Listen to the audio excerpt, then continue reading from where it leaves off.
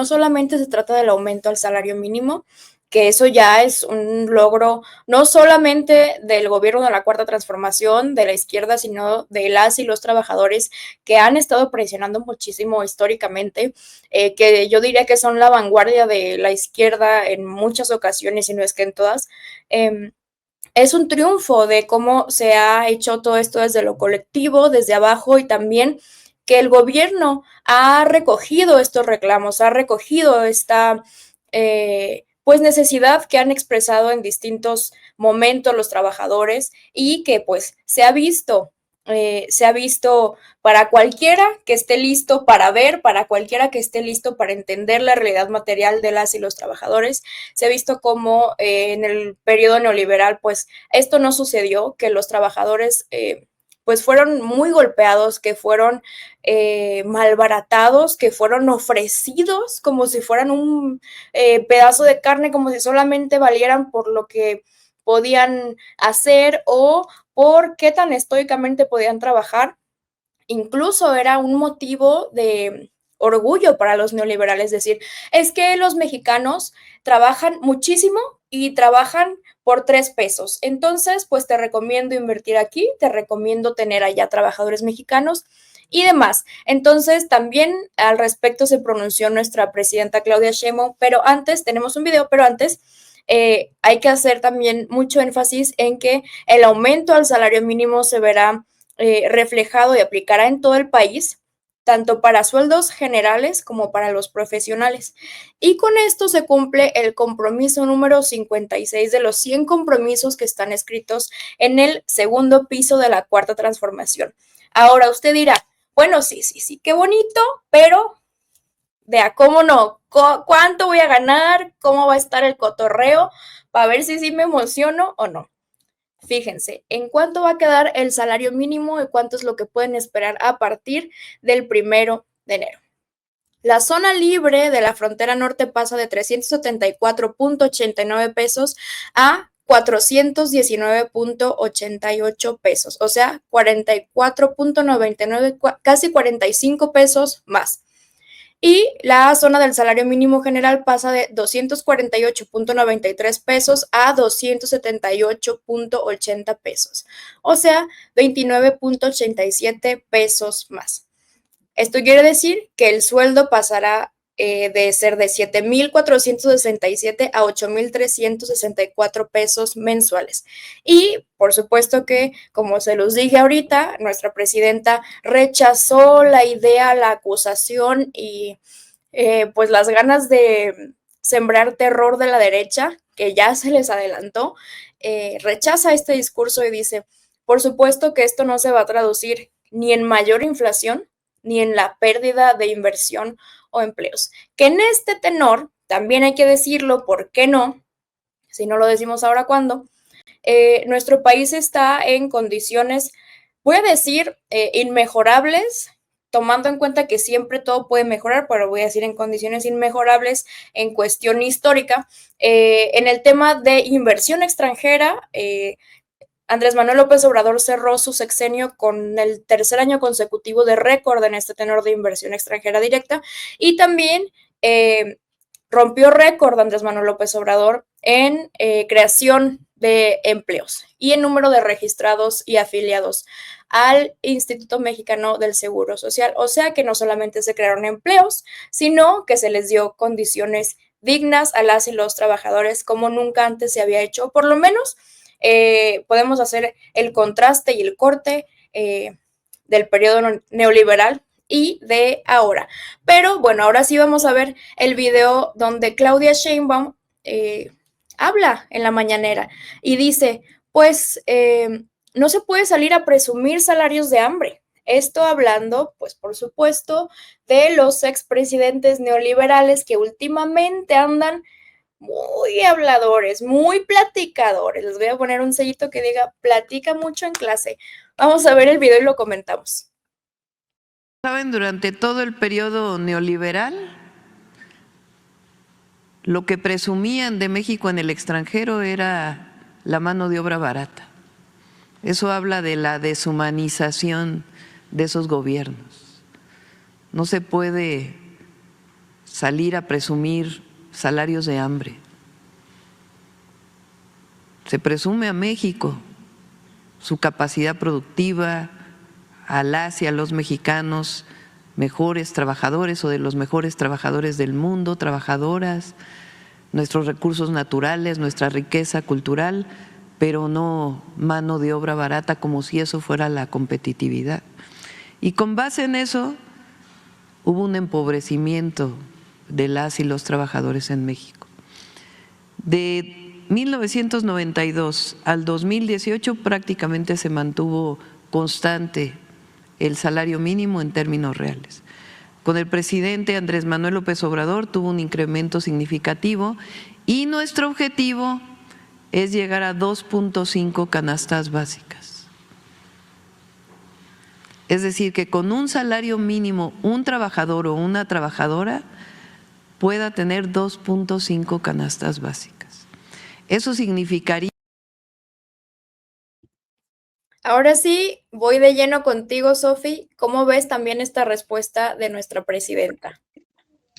Fíjate que creo que es clave porque a mí, siempre que hablamos de salarios mínimos, nunca, pero nunca voy a dejar de recordar y de hacer como este recuento, que es un recuerdo que yo tengo súper presente en el sexenio de Peña Nieto, cuando, pues por estas fechas, creo que fue noviembre, diciembre, se estaba discutiendo justamente el aumento del salario mínimo. Y me acuerdo que, no recuerdo el año, pero sé que fue en el sexenio de Peña Nieto, que el salario mínimo llegó al acuerdo de un aumento de 7 pesos.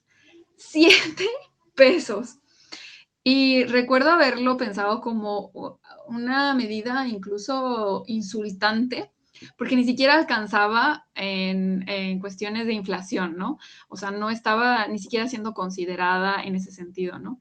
Y creo que es súper importante recordar esto, porque eso fueron, como dice la presidenta, los sueldos de hambre, pero sobre todo las políticas de empobrecimiento que tenía los gobiernos priistas y panistas, que se enfocaban justamente en, pues, empobrecer la mano mexicana, la mano de obra mexicana, pero sobre todo de todavía excluir todavía más a los mexicanos en el sentido de disminuir las capacidades del Estado para generar bienestar. Es decir, nos estaban eliminando el derecho a la educación pública y gratuita, nos estaban eliminando el acceso a la salud pública, gratuita y universal, el acceso también a la vivienda, que ahorita sigue siendo uno de los de los problemas más grandes que estamos afrontando, también el problema de un retiro digno, ¿no? Que es también los programas sociales, es una de las cosas que busca también enfrentar, ¿no?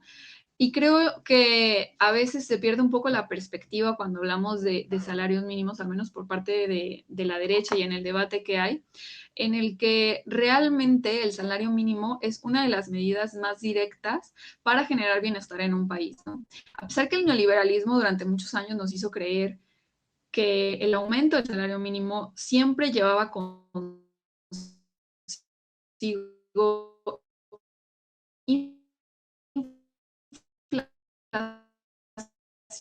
inflación, eh, estos 7 años están comprobando que es…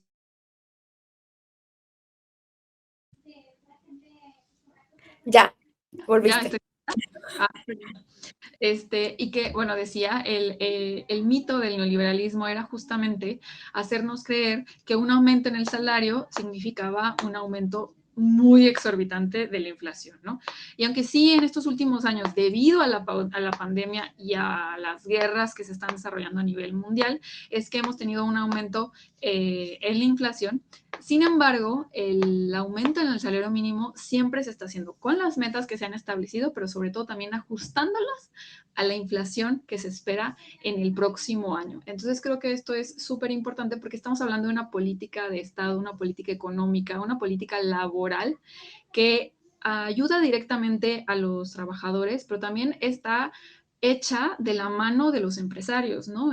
No hay que olvidar que la posibilidad de aumentar el salario mínimo es también gracias a una capacidad del gobierno federal en poder negociar con sindicatos, con agrupaciones empresariales y sobre todo con el gobierno federal que está del lado de los trabajadores. Entonces, creo que esto es muy magnífico. Mencionaban en la mañanera también un tema que me parece interesante, que es que el salario mínimo, que pues obviamente se refiere solamente a los trabajos que están en la formalidad, también ayuda como una referencia para aquellos salarios que están en la informalidad. Creo que también se ha hablado pues de ciertas facilidades por parte del SAT para que muchos negocios informales pasen a la formalidad. Creo que también esa es una de las grandes metas que tiene este gobierno y que también está buscando pues que haya mucha más formalidad para obviamente mejorar las condiciones de todos los trabajadores, ¿no? Creo que esto también nos ayuda a ensanchar las políticas, pero y además también en un momento en el que la diversidad de los trabajos pues es bastante amplia y esta lógica siempre de solamente verlo como asalariados pues ya no alcanza en este momento de la historia, pero me parece que es muy acertado porque nos ayuda a justamente agarrar de la mano a todos los trabajadores, pero sobre todo como decían en la mañanera, también plantear una directriz para que aquellos que están en la informalidad también se midan con lo establecido por el gobierno, al menos para este próximo año, ¿no? Entonces yo creo que es una, pues, de nuevo, ¿no? Comprobando que estamos del lado de los trabajadores, del lado de las causas justas y que para mí, pues, no es solamente una cuestión, pues, de que debería de ser de ley, pero también que es una reivindicación para el olvido que durante años había estado presente y constante por parte del gobierno a la clase trabajadora. Absolutamente de acuerdo. Y yo creo que este tipo de políticas, este tipo de decisiones son las que hacen que a nivel internacional volteen a ver a México, que incluso los escépticos, los de izquierda más recalcitrante, antiestado y demás, pues incluso respetan a la Cuarta Transformación con este tipo de decisiones, con este tipo de acciones tan contundentes y tan a todas luces en favor de los trabajadores, de la clase trabajadora, que es la que mueve a nuestro país, y no solo a nuestro país, sino pues al mundo entero. Esto también me genera ahí como que mucho sentido lo que dices tú, de que también el aumento al salario mínimo sirve de referencia para los trabajos que están incluso en la informalidad, y si no de referencia, también sirve como una forma de ejercer presión sobre los patrones manchados, pues, y también creo que abre la puerta a que mucha gente pueda mirar hacia otro lado y buscar mejores oportunidades y decir, no, pues es que ya es muy amplia la brecha entre lo que debería de ganar y lo que estoy ganando. Entonces, también ayuda a tomar decisiones en este sentido. Ahora, yo también rescato algo de lo que dijo la presidenta, que es que los neoliberales deshumanizan a los trabajadores al ofertarlos y al presumir la mano de obra barata. Y yo creo que tiene toda la razón y voy a profundizar un poquito en eso, porque no solamente los está malbaratando, deshumanizando en el sentido del discurso, bueno, estoy hablando de los expresidentes, de los empresarios, de los neoliberales, de la banda que cree que por defender empresarios le van a regalar acciones, gente que le dice tío Richie a Ricardo Salinas Pliego y demás. Los deshumanizan en discurso, pero también en este sentido de los legisladores panistas, los legisladores priistas y demás conservadores, votando en contra de sus derechos, votando en contra de que este tipo de acciones pasen a ser derechos constitucionales, aunque no tengan el poder, aunque no lo logren, aunque no les alcancen las canicas. Yo creo que por lo menos eso trasciende al discurso y pues se exponen de cuerpo entero y pues más allá de que ya sabemos cómo son, ya sabemos lo profundamente rancios que son, ya sabemos lo que piensan, ya sabemos en qué concepto tienen a la clase trabajadora. Yo creo que es bien importante seguir señalándolo y también decir que los deshumanizan a los trabajadores en el sentido de que creen que su trabajo debe de malbaratarse, de que creen que esto es motivo de orgullo, incluso al punto de llegar a presumirlo al extranjero. Y tanto al extranjero como a los mexicanos empresarios de decir, mira, te conviene. Yo no estoy aumentando el salario mínimo, yo no estoy dándole condiciones a los trabajadores, yo no exijo que tú como empresario los tengas registrados ante el Seguro Social y demás, pero afortunadamente para la clase trabajadora de México esos tiempos ya terminaron.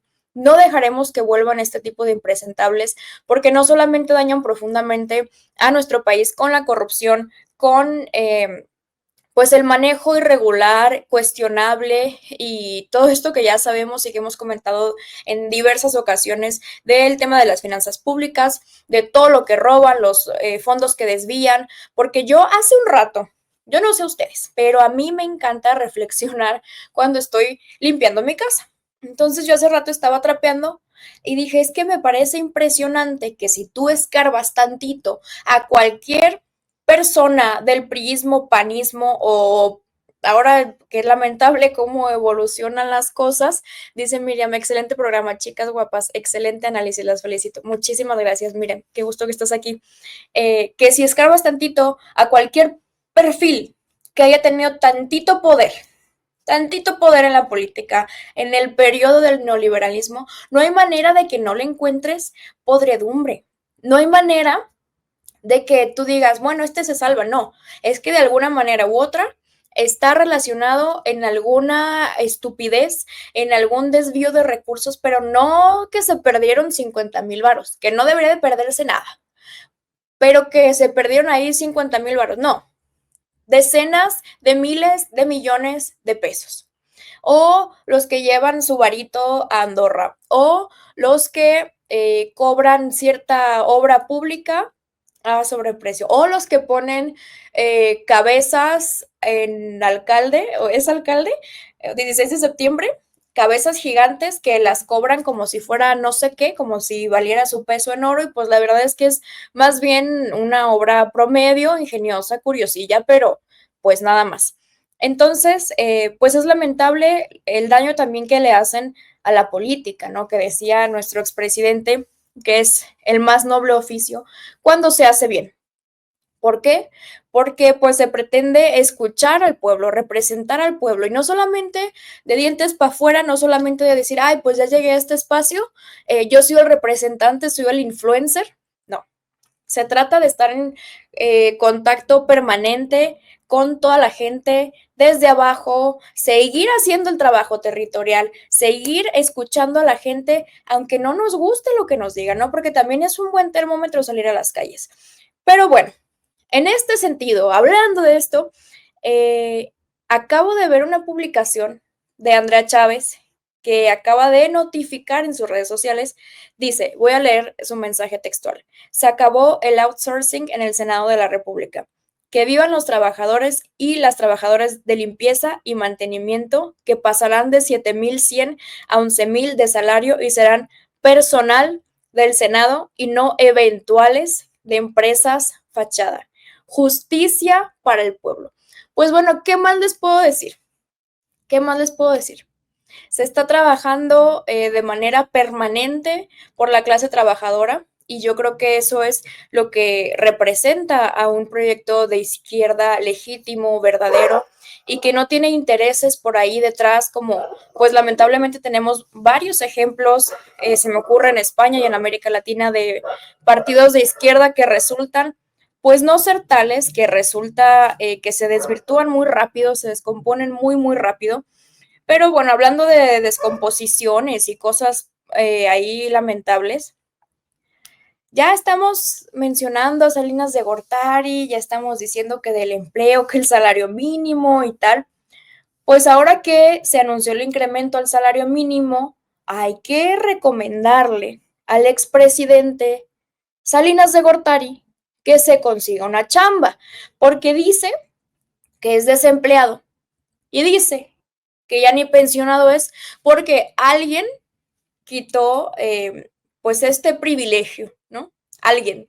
Me encanta cómo ni siquiera le conceden el nombrarlo o nombrarla, en este caso ahora la presidenta. Tenemos ese video, hay que verlo para que se ría tantito Sofi y ahorita lo comentamos. Porque miren, les podría decir que me llamo Carlos Sáenz de Gortari y soy desempleado. Sí, porque pensionado ya no, ahora que alguien nos quitó las pensiones. Me llamo Carlos Salinas y me dedico a la investigación y reflexión sobre temas históricos. ¿Qué tal? Que andará reflexionando sobre temas históricos. ¿Cuántos millones se robó? Eso es lo que anda investigando, a ver si puede contar, porque ya seguro se le fue la cuenta de cuánto se robó. La verdad es que a mí me parece fantástico la aparición de Carlos Salinas, porque me parece que es un síntoma muy clarísimo de lo acabada que está la oposición. Ya revivieron a todos sus muertos, el único que quedaba era Salinas, y aquí está, llorando por su pensión dorada, en un podcast, y que, pues la verdad es que a mí me ha dado mucho gusto porque veo los comentarios de todas las publicaciones, o al menos de la mayoría de las publicaciones que he visto en redes, de este como intervalo de la entrevista, y digo, órale, los comentarios son todos de desprecio, ¿no? Me da mucho gusto que el pueblo de México siga recordándolo como el peor presidente de la historia, pero sobre todo me causa risa que hable pues justamente de las pensiones, porque fue su gobierno el que inició con las políticas de hambre, las políticas que justamente empezaban a privatizar también el derecho a la pensión, y que dieron como resultado también un montón de políticas ya después con Cedillo, con Fox y con Felipe Calderón, en el que pues el derecho a la jubilación, en el derecho a las pensiones dignas, pues habían sido completamente eliminadas. De hecho, justamente hoy, bueno, en este nuevo sexenio, se van a discutir temas de gran relevancia para cambiar el sistema de pensiones, porque es un problema tan grave en que personas que se jubilan el día de hoy o en este año no pueden acceder ni siquiera o sea, ahora se están pensionando con la mitad del salario que ganan al momento de pensionarse, ¿no? Por esta lógica de las Afores. Y pues bueno, ahora vemos que Salinas se queja, pero pues creo que no es un hombre desempleado, ¿no? O sea, si dice que se dedica a la investigación, pues ahí debe estarle ahí alguien ayudando, ¿no? Y además creo que como presidente se llevó lo suficiente, no hay que recordar toda la riqueza que tiene hoy en día, pero sobre todo que yo estoy segura que no le hace falta nada. No está sufriendo, no sufre con qué comer, y también creo yo que no le hacen falta oportunidades de empleo, ¿no? Pues qué bueno que ya no estén las pensiones millonarias. Creo que muy pocas personas en este país les parece mal que se hayan eliminado las pensiones de oro de los expresidentes, pero además, ni vive en México, ni está aquí. Entonces, pues bueno, qué bueno que haga una aparición una persona que durante muchísimos años se había mantenido en el olvido, y que nos da pues una cierta luz de cómo el conservadurismo se siente ya tan perdido que tuvo que Salinas salir de la ultratumba, la coladera en la que se esconde, para pues dar algo de qué hablar. Para dar chismecito. Ya se había tardado, ¿eh? Lo tenían bien congelado. A ver, voy a leer. Traen un desmadriguito aquí en el chat, ¿eh? A ver, ¿qué están diciendo? Dice, es la mejor mesa de chicas, el Ibero. Ay, muchas gracias. Andan prendidos por la decisión de Laida Sansores. Ahorita lo comentamos. ¿Por qué no? No lo traíamos. Es algo que acaba de salir, pero aquí se comenta. Dice, los gobiernos neoliberales buscaron mecanismos y formas para despojar al pueblo de sus derechos y bienes, para beneficiar a particulares y corporaciones. Dice Libero, Salinas, ve por tu pensión del bienestar. Ándale, estaría bien. Les prometo que no me voy a burlar si van por su pensión del bienestar, porque yo vi mucho desmadrito cuando fue Cuadri a registrarse, ¿no? Vi que todo el mundo... O sea, sí, porque su partido ha votado en contra de todo lo que dignifique la vida de las y los trabajadores, las y los adultos mayores, la raza de abajo en general. Sí da gusto ver que esté ahí, pero también yo digo, pues qué bueno que reclame sus derechos para que vea lo chido que se siente ser apoyado por el Estado, ser visto, ser tomado en cuenta para que vea que no está tan fácil la vida. Dice, Yo creo lo mismo, la verdad es que siento que no debían de haberlo funado. Digo, qué bueno, qué maravilla, que vaya ahí a cobrar como todos los mexicanos vamos. Y en general con cualquier persona que no está de acuerdo, ¿no? Digo, pues adelante, para eso es, para que todos vayan, si por eso es universal. claro, y creo que este hecho de no satanizar y no funar y demás abona a que se normalice que todos tenemos derecho, ahora constitucional, de recibir este apoyo, este programa social, ¿no? Entonces, yo creo que deberíamos de apostar a caminar hacia ese lado, de llevar la narrativa hacia ese lado, de normalizar, de celebrar que todas y todos puedan acceder a estos derechos. Y pues nada, entonces el siguiente es Salinas. Y quizás también Salinas Pliego, que la anda pasando bien mal últimamente. Yo sería feliz de ver esas imágenes. Yo también, me encantaría. Es más, lo imprimiré y lo pondré aquí en mi pared. Yo hasta pagaría por ir a ver eso. Como evento. Cual concierto de ciudad de cualquier parte del mundo estaría dispuesta a pagar para ir a ver. De Zetangana. Dice Carlos Enrique, ya no más falta Diego Fernández de Ceballos reclamando una beca de jóvenes construyendo el futuro.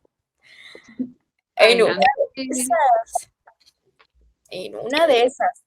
Oigan, pero ya, vamos a entrarle a un temazo que ya me quema las ansias por tocar, Fíjense que hace unos días Felipe Calderón, pues hizo lo que mejor sabe hacer, ¿no? Criticó al gobierno de la Cuarta Transformación, criticó a Claudia Sheinbaum y pues en un foro dijo que él no estaba de acuerdo, que él no veía muy bien que Claudia Sheinbaum siguiera empecinada en exigir una disculpa a la corona española porque pues seguir con este discurso era seguir haciendo lo mismo que Andrés Manuel López Obrador, como si eso fuera motivo de vergüenza. Digo, pues bendiciones, qué bien, qué gusto. Por eso votamos, estamos disfrutando lo votado. Y número 2, que era pues seguir clavados en el pasado. Usaría una expresión, pero pues no sé si se molesta aquí la raza, ¿verdad? Pero pues hay gente más clavada que ha logrado bajarse de lugares más altos. Entonces, nuestra presidenta le respondió, no, es que hoy estuvo bien buena la mañanera, estuvo bien buena. Pues le respondió y vamos a ver qué dijo en la mañanera y ahora lo comentamos porque yo sé que Sofía y yo traemos varios comentarios aquí atorado. ¿Creen que Calderón pida algún día perdón por la guerra contra el narco? Claro que no. O ¿cómo se llama? El que está allá preso en Estados Unidos. Genaro García. O García Luna. ¿Ustedes creen que él pida perdón al pueblo de México algún día? Es que hay mucha soberbia. Y nosotros estamos pidiendo, y lo vamos a insistir, el próximo año son 700 años de la fundación de Tenochtitlan, ¿sí, no? 1325. Y lo vamos a conmemorar. El perdón engrandece a los pueblos y a los gobiernos y fortalece las relaciones. Han pedido perdón. Ahora recientemente otra vez Biden hizo un perdón, del presidente Biden. Engrandece, reconoce que hubo atrocidades, reconoce que hubo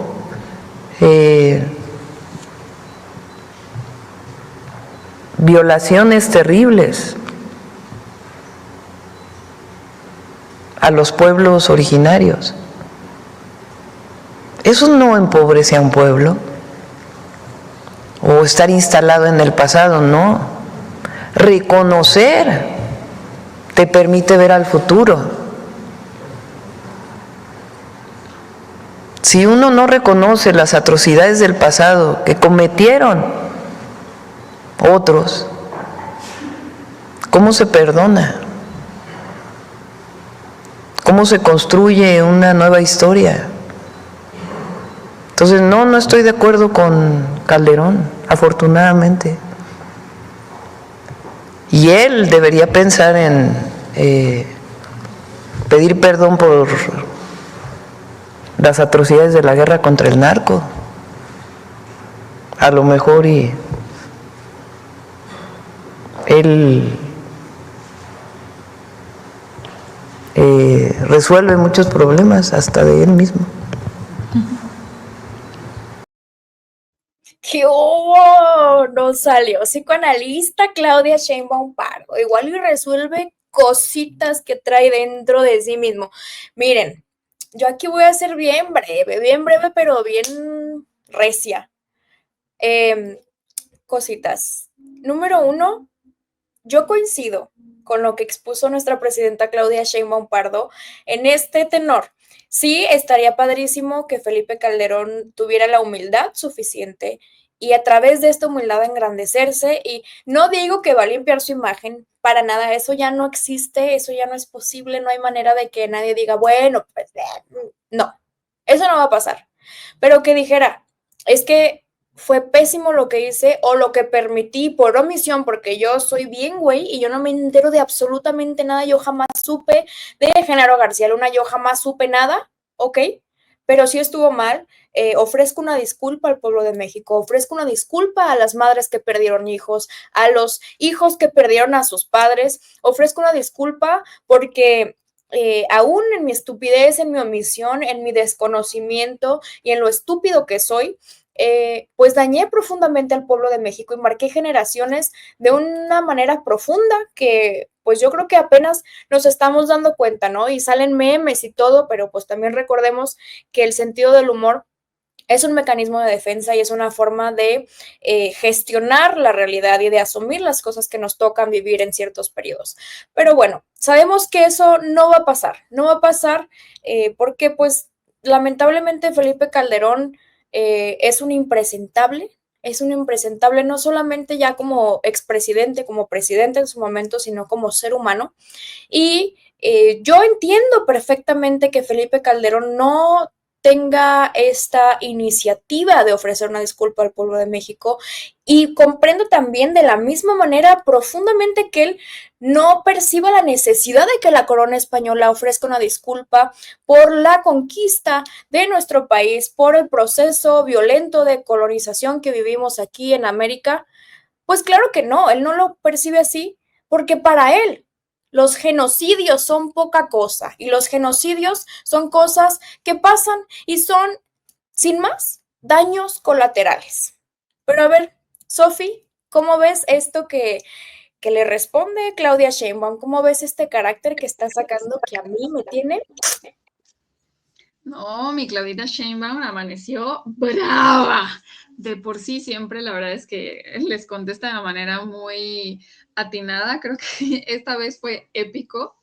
Y me gustó mucho el comentario, ¿no? Esta frase de argumentar, ¿no? El perdón engrandece. Y creo que es muy pertinente. A mí me hizo mucho recordar que los papas han hablado mucho sobre el perdón, que también ha sido una forma de reivindicar la historia de los pueblos, ¿no? Y como lo dijo muchas veces el presidente Andrés Manuel, y creo que fue una parte muy sensible de la primera carta que envía Andrés Manuel López Obrador a la corona española, era una forma de reescribir la nueva historia entre México, los pueblos originarios y España, ¿no? Porque era indudable que existe una historia y que existe actualmente una relación, ¿no? Y justo ese era el objetivo, ¿no? Entre todos los involucrados, reconocer aquello que estaba mal, pero también reconocer que se puede reconstruir y que se puede replantear y mejorar, ¿no? Entonces creo que haber perdido esta oportunidad por parte de la corona española, pero sobre todo que a mí me parece impresionante que por parte de la derecha sean incapaces de reconocer esto, ¿no? Ahora en estos tiempos los vemos muy del lado de las causas de los movimientos sociales y dizque pintándose feministas y que a favor de la clase trabajadora y de las libertades que vino y trajo, pero la realidad es que nunca los han defendido y sobre todo este tipo de acciones nos demuestran que no se toman con seriedad la historia de opresión que han vivido nuestros pueblos originarios, que han vivido muchísimas poblaciones que históricamente fueron olvidadas y que pues el discurso simplemente para ellos es una pantalla para ganar adeptos que al final se conviertan en votos, ¿no? Ya sabemos, ya lo sabíamos, para nosotros es evidente, pero creo que este tipo de acciones, por ejemplo, este tipo de declaraciones por parte de Felipe Calderón y cuando estuvo todo este escándalo por parte de la oposición, veíamos pues hasta parecía que estaban súper insultados de que se les hubiera replanteado este tema, ¿no?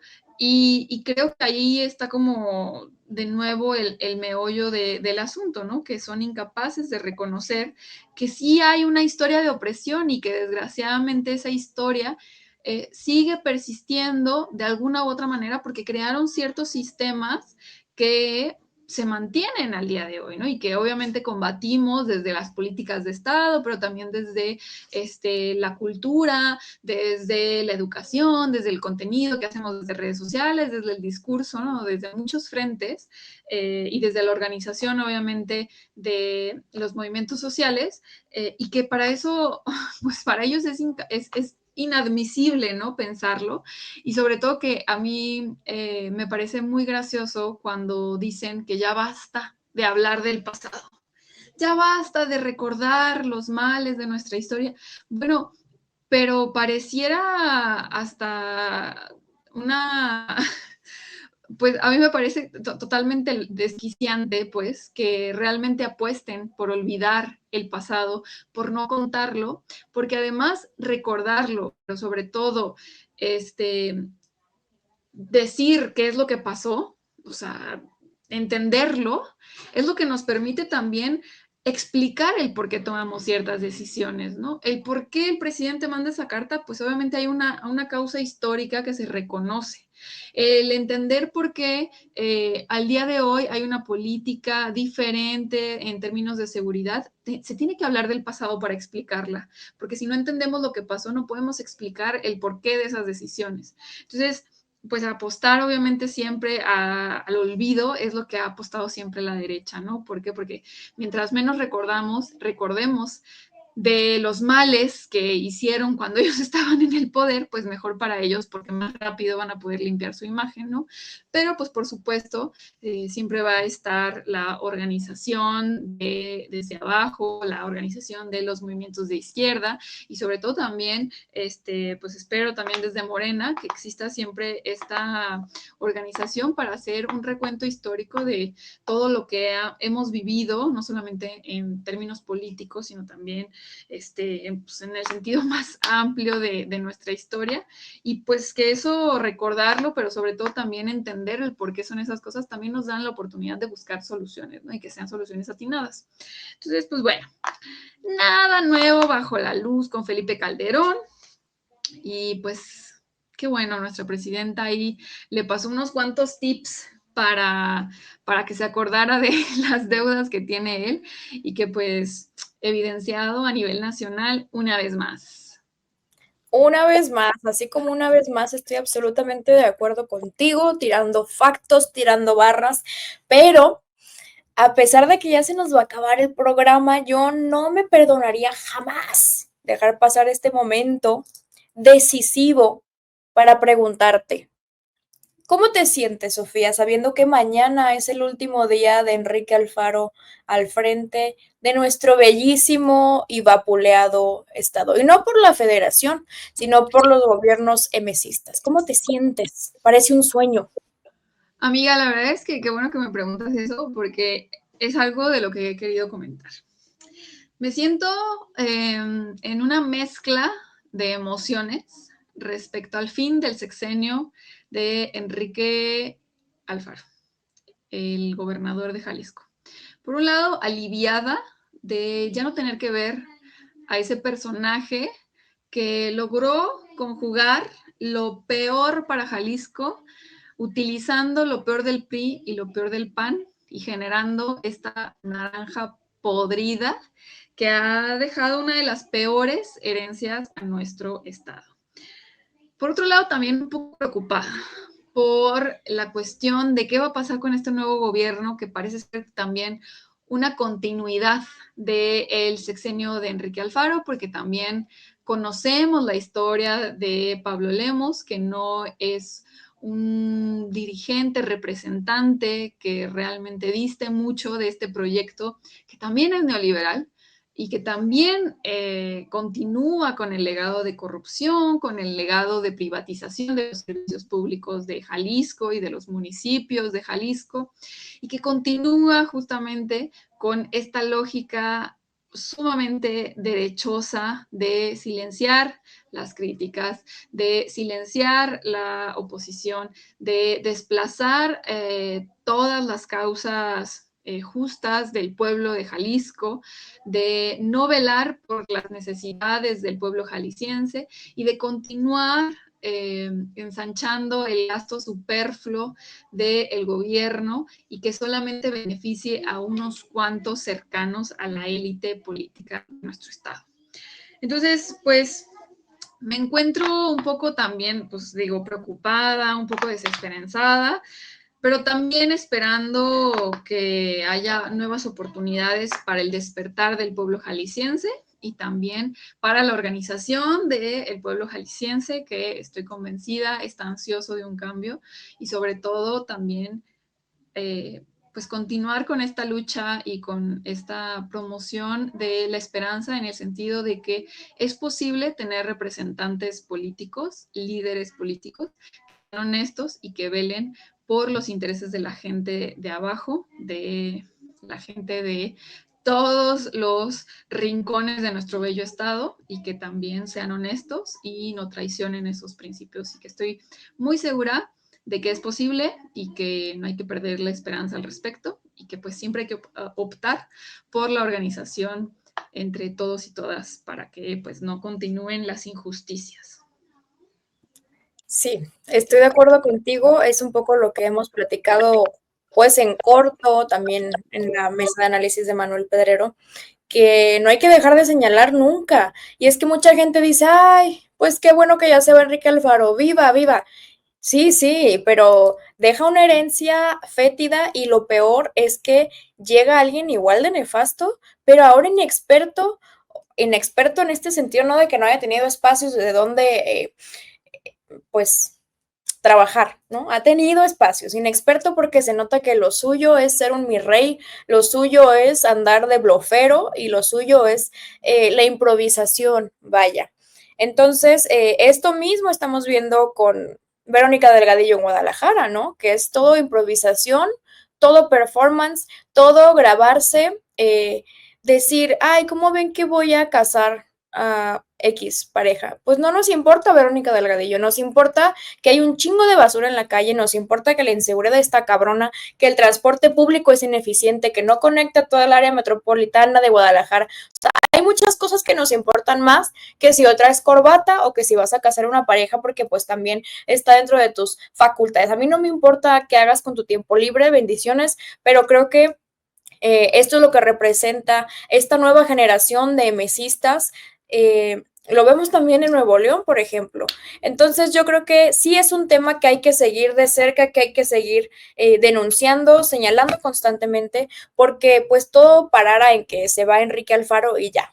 Sí, qué gusto que se va Enrique Alfaro, que ha sido pues epítome de barbarie, epítome de desgracia para nuestro estado, en todos los sentidos, de verdad.